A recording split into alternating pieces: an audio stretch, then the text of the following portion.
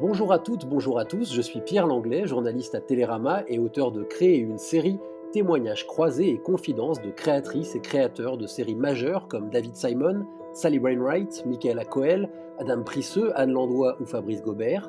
À l'occasion de la sortie chez Armand Collin de ce récit sur le processus créatif sériel, je m'entretiens dans 3 podcasts avec 4 des auteurs qui interviennent dans l'ouvrage. Je reçois aujourd'hui les scénaristes d'Ainsi soit-il, David Elkaïm et Vincent Poimiro, pour discuter d'un élément clé pour eux, la série télé comme création collective. Bonjour à vous deux. Bonjour. Bonjour.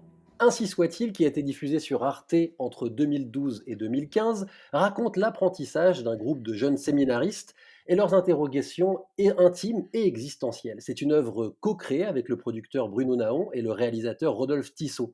Qu'est-ce que ça change, David Elkaïm, Vincent Poimiro, d'être 4 co-créateurs? Euh, je sais pas, David, tu veux répondre en premier bon. Vas-y, Euh, vas-y, voilà, vas-y. déjà, co-créateur, c'est prendre soin du binôme, hein, toujours.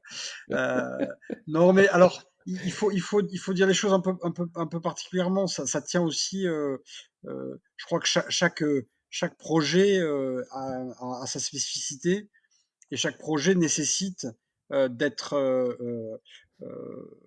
le plus,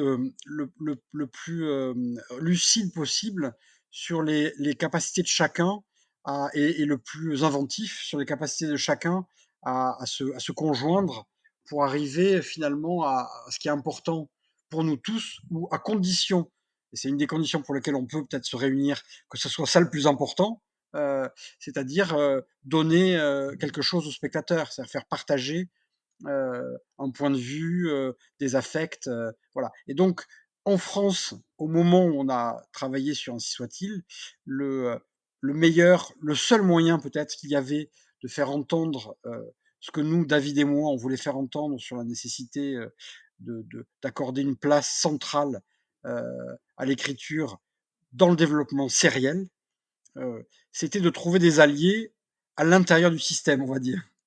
Et on a eu la chance à la fois d'avoir Bruno Naon, jeune producteur inventif qui, lui, peut-être avant une partie de ses collègues du champ, avait compris que une série, c'est d'abord euh, euh, des auteurs qui racontent une histoire et qui l'architecture sur plusieurs épisodes, et ensuite que il fallait trouver les moyens justement d'accompagner cette vision et de la laisser s'exprimer et être partie du dialogue jusqu'au bout.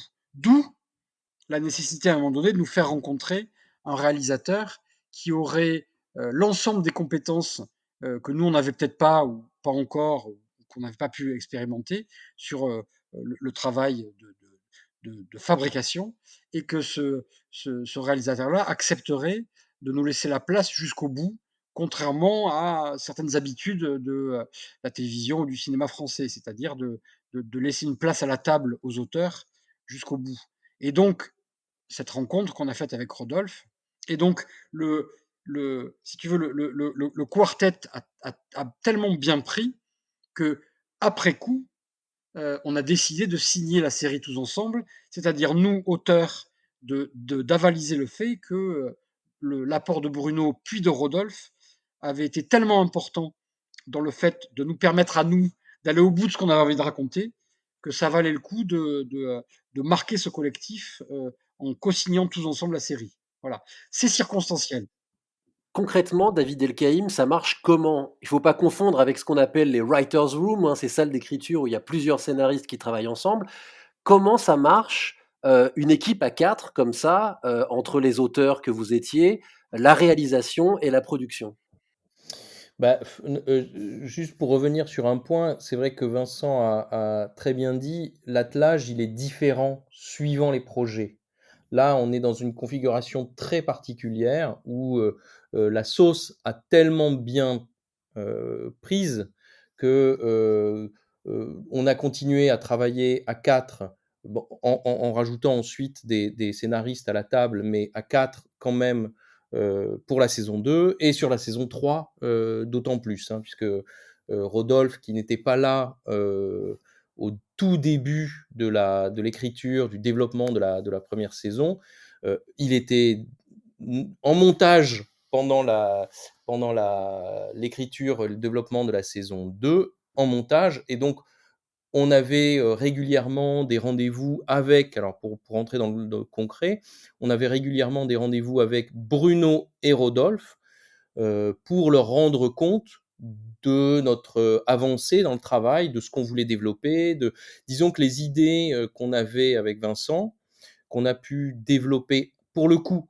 en salle d'écriture avec, euh, avec un autre scénariste qui était Arthur Harari, puis en saison 3, avec 3 autres jeunes scénaristes, toutes ces idées qu'on avait envie de développer, en fait, on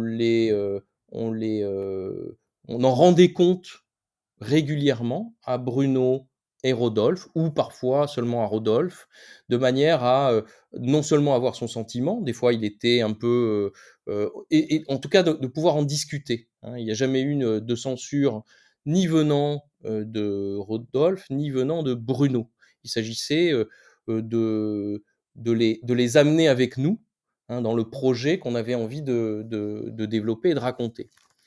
Donc très concrètement, en fait, Vincent et moi, on avait, par exemple pour la saison 2, on avait envie de travailler sur ce projet de vente du séminaire, d'accord. Comment est-ce que on allait pouvoir conduire toute cette intrigue tout au long de la saison 2.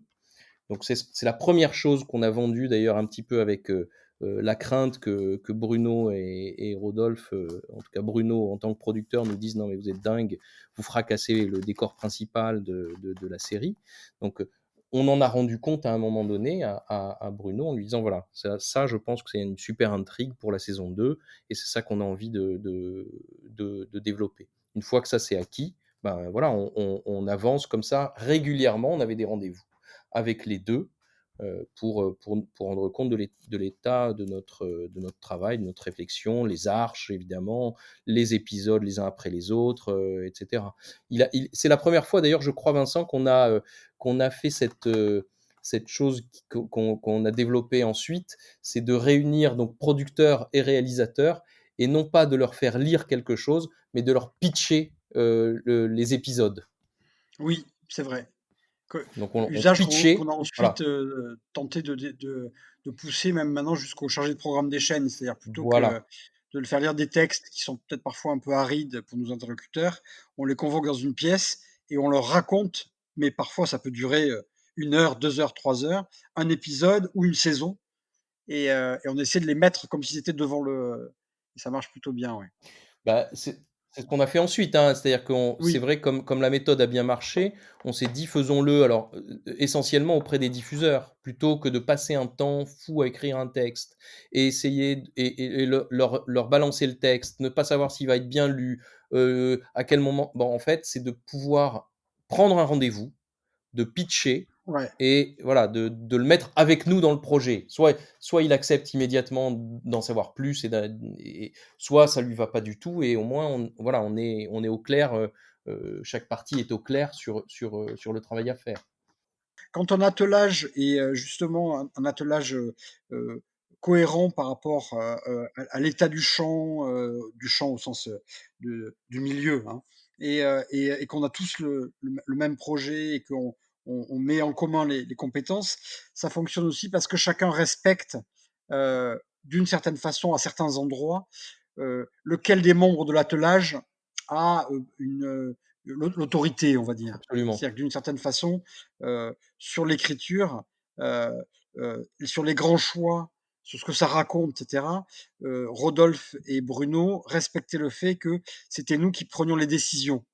Même si par ailleurs, de leur endroit à eux, soit comme spectateurs, soit comme producteurs ou réalisateurs, ils pouvaient argumenter sur le fait que ça, par exemple, en tant que producteur, c'était très difficile pour lui de l'accompagner, ou bien Rodolphe, en tant que réalisateur, cette idée-là, ce personnage-là, il ne le comprenait pas, il ne le voyait pas, il n'arrivait pas à le mettre en scène. Libre à nous, à ce moment-là, de retravailler et d'être convaincants ou de trouver des solutions qui leur permettent à eux de s'exprimer librement à leur endroit. Ce livre, parle de toutes ces choses qui sont en soi assez techniques, mais parle aussi du processus créatif comme d'un chemin émotionnel, si j'ose dire, et personnel. Dans le livre, Rodolphe Tissot emploie l'expression de transmission. Il dit c'est une affaire de transmission qui repose sur une totale confiance en l'autre. J'aimerais vous demander en quelle mesure cette collaboration a eu un impact sur l'histoire et sur les émotions et la sensibilité de cette série. Sur le contenu, hem, encore une fois, David et moi, en avançant, on a précisé de plus en plus et on a découvert les possibilités du projet, tel qu'on l'avait imaginé, au départ, et donc ça nous a ça nous a permis aussi d'échanger avec des lecteurs premiers et privilégiés qui étaient les plus à même et les plus, bienveillants, heu et donc quelque part, c'était précieux d'avoir ces réactions fortes de Bruno et Rodolphe. Et d'un autre côté, on a, en avançant tous ensemble, appris à affiner nos outils de comment on se parle, même en tant que producteur ou en tant que réalisateur, le rythme de fabrication sérielle euh, euh, s'affine aussi, parce que Rodolphe, il a aussi, on a affiné ensemble nos outils spécifiques, et ça donne aussi une espèce de, de, de, de, de, de fraternité d'armes, on va dire. On a noué, c'est Shakespeare, hein, we few, we happy few, we band of brothers. C'est cette idée que on s'est éduqué ensemble.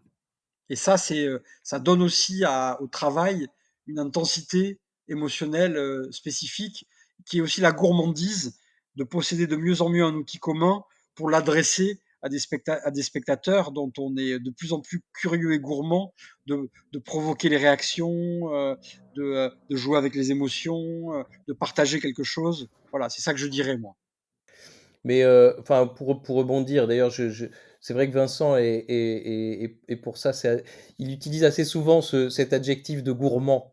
Non, je le dis comme ça parce que, mais non, mais parce que ça a vachement à voir aussi avec la cuisine, en fait, et avec ce plaisir-là de faire partager un plat, en fait, Oui, quand tu le fais, quand toi-même tu le cuisines, finalement, de faire partager un plat. Évidemment, tu es le premier à aimer ce que tu fais, mais tu cherches quand même à faire plaisir à ceux qui t'entourent, à ceux qui sont là.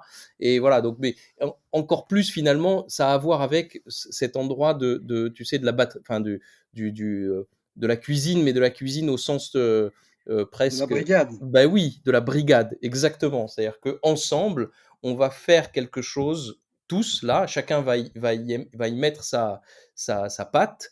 Bon, évidemment, il y a quand même un chef qui est là pour donner une direction, mais le plaisir, c'est que dans la salle, les gens prennent autant de plaisir à manger ce que toi tu as fait.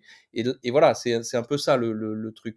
C'est vrai que on ne fait, enfin, en tout cas avec Vincent, je crois jamais qu'on ne fasse, qu'on ait fait quelque chose ou écrit quelque chose uniquement pour nous faire plaisir à nous. Ça n'a aucun sens et aucun intérêt. Donc évidemment, la question de l'émotion, déjà, quand on pitch une histoire et qu'on voit en face si ça marche, enfin que ça marche, on voit les endroits, on les sent, où l'interlocuteur ouvre de grands yeux, ou bien où il commence à s'endormir et à tomber sur la table, etc. On le sent. Et donc, on recherche évidemment tous ces endroits où, ben, ah oui, ok, là ça a marché, là il a ri, là, et ça commence évidemment par Rodolphe et par Bruno. Dans le cas d'Ainsi soit-il, hein, ça commence par Rodolphe et par Bruno. Ah oui, est-ce que ça les a intéressés? Est-ce que machin? Et du coup, à partir de là, on entre en discussion. Bruno ou Rodolphe vont avoir des réflexions, et évidemment, l'émotion commune qu'on va sortir, elle est encore plus forte que si on était que tout seul ou que tous les deux. Parce que plus on se parle et plus on partage, plus ça aiguise la créativité propre Bien de sûr, chacun dans son champ. bien sûr. David Elkaïm, dans Créer une série, je vous cite, vous dites: «Ça nous a obligés à travailler plus parce que même quand Vincent et moi étions satisfaits de nos textes, on respectait suffisamment le point de vue des autres pour reconnaître qu'il fallait qu'on les modifie». Est-ce que ça veut dire que c'est plus de boulot, que plus on est de fous, plus on taffe? Non, c'est non, je dirais non, en fait. C'est-à-dire que évidemment au début, oui, et puis plus on aiguise ce travail en commun, plus finalement on va aller vite en réalité. C'est comme, Vincent le raconte, suffisamment, c'est que, en saison 3 d'Ainsi soit-il, on a travaillé avec de nouveaux scénaristes. On a embauché 3 jeunes scénaristes avec qui on a travaillé, et évidemment, dans le travail, on a dû les former, et donc ça a pris du temps. Oui, ça a pris du temps de pouvoir en commun, se mettre à la table et trouver des outils, en tout cas un langage commun qui allait nous permettre de sortir la saison 3. À la fin de la saison 3, si on avait eu une saison 4, très certainement, on serait allé beaucoup plus vite, en fait. Beaucoup plus vite. Parce qu'ensemble, on avait compris, on serait allé, voilà, c'est pas, se mettre à l'écoute de la sensibilité de chacun. Évidemment, au début, ça prend du temps. Ça prend un peu de temps parce que, voilà, travailler avec Bruno, ça prend un certain temps pour comprendre que: «Ah OK, très bien, voilà, j'ai compris comment il fonctionne, il comprend comment je fonctionne», et une fois qu'on a compris, donc on a pris du temps à ça, oui, ça va aller plus vite. Voilà, c'est en ça que évidemment, ça demande plus de taf au début, puis il y a un moment où, bah, l'équipe, elle est c'est comme en tout, en fait, hein. En football, pour avoir une bonne équipe, bah, ça prend du temps, en fait. Non, et puis en plus, il me semble, hein, que en plus le gain en termes de qualité du travail Oui, fourni absolument. collectivement est tellement énorme que ça vaut peut-être le coup de bosser un peu Ah bah, oui, plus pour fabriquer réellement une culture commune et développer une transmission euh, qui va effectivement développer la créativité propre de chacun, parce qu'à l'arrivée, le résultat est tellement meilleur que, beh, oui, euh, que si on fait passer médiocrement et de manière très brutale ou un peu comme ça, sans prendre soin de la passation ou de la transmission, euh, quelque chose, et qui fait qu'à l'arrivée, les projets n'ont pas de cohérence parce qu'il y a des couches de travail successives non cohérentes qui s'empilent. absolument. Un mot de votre collaboration spécifique pour finir. À vous deux, Vincent Poimiro et David Elkaïm, vous vous connaissez depuis le lycée, on raconte ça dans le livre. Vous venez d'écrire pour Arte, à nouveau, En thérapie, l'adaptation de la série israélienne Betty Pool, In Treatment en anglais. Le geste créatif est souvent intime, d'ailleurs le livre parle de ça. Vous êtes la seule équipe, les autres ont travaillé de façon assez solitaire. Comment on conjugue deux cerveaux, deux sensibilités? C'est pareil, c'est un apprentissage. Je pense qu'en fait, bon, il y a une rencontre très claire, c'est-à-dire que, c'est pas forcément possible avec tout le monde, hein, mais il y a une rencontre dans le sens où, je pense que l'apprentissage du langage, hem, on l'a fait vraiment ensemble, très très tôt, hein, l'apprentissage du langage, je veux dire scénaristique, hein, et dramaturgique, hein, pas du langage, non, on l'a fait bien sûr, je pense qu'on l'a fait ensemble. Après, c'est des questions aussi, de goût. Desplechin disait qu'il ne pouvait pas travailler avec un scénariste, qui n'aimait pas les mêmes films que lui. Bon, j'irai pas jusque-là, mais c'est vrai quand même qu'on est arrivé, on a très vite senti, qu'on avait une sensibilité commune, qu'on avait un peu les mêmes, pas forcément exactement les mêmes goûts, mais quand même, qu'en termes de cinéma, de séries, on se retrouvait assez facilement. Est-ce que c'est parce qu'on parle le même langage, ou est-ce que, je sais pas, parce qu'on vient de 2 horizons culturels très différents quand même. Donc, tu vois, C'est une étrange alchimie qui a à voir à la fois avec des choses qu'on partage profondément, mais peut-être aussi avec un rapport aux affects, justement, et à absolument, l'émotion, oui. que ce soit des émotions gaies ou tristes, on va dire, mais on est attaché à ça très fort. Et du coup, ça fait des goûts communs sur des objets qui sont en général esthétiques, qui sont en général, qui prennent soin justement de cette dimension-là. Et par ailleurs, pour le coup, suffisamment de différences pour que quand même la fréquentation de l'autre amène beaucoup. C'est pas Absolument. juste on se Je regarde je dans le miroir, non, l'autre le même en fait. non, Donc c'est un mélange des deux. absolument. Je De... je je Ouais, vas-y. pour appuyer là-dessus, je suis à chaque fois persuadé que quand on va démarrer sur un projet, je suis certain que Vincent va m'apprendre énormément de choses. Et du coup, direct, j'ouvre mes oreilles et je sais que à partir de là, on va pouvoir commencer à travailler en commun. On va pouvoir commencer à travailler ensemble parce que forcément, je vais me nourrir voilà, il y a une pensée, je pense, on n'a pas, on pense pas, je pense, de la même manière, Non, en voilà, fait. c'est ça. Voilà, C'est ça, mais c'est pour ça qu'on s'apporte des choses, parce qu'on n'a pas absolument, le cerveau configuré exactement pareil, en fait. absolument. Eh bien, merci beaucoup, David Elkheim et Vincent Pomiro. Merci Merci à à toi, toi. Pierre. Vous faites partie des 16 auteurs de séries à témoigner dans Créer une série, récit au long de l'étincelle au dernier épisode de la naissance, de la vie et de la mort des séries. Le livre est disponible chez Armand Collin depuis le 3 mars. Plus d'informations sur armand-collin.com.